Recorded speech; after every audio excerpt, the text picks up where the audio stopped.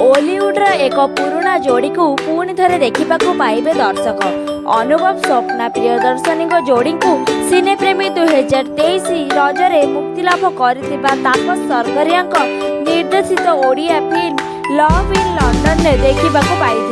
द्वितीय थर लगी ओडिया छवि बिल्कुल 2 रे एही जोड़ी नजर आसिबे।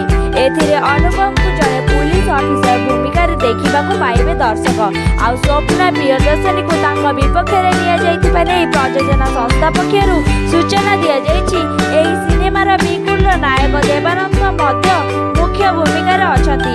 एसेट फिल्म्स बैनर प्रस्तुत एही बिल्कुल निर्देशना दे सफलता हासिल करथिबा अजय पाढ़ी को 2 रे मध्य निर्देशना भार दि जाइछि। तेबे दर्शक बंधु आपण माने जानिले अनुभव एवं स्वप्ना प्रियदर्शनी नुआ फिल्म किपरि आसबाकू जाउछि।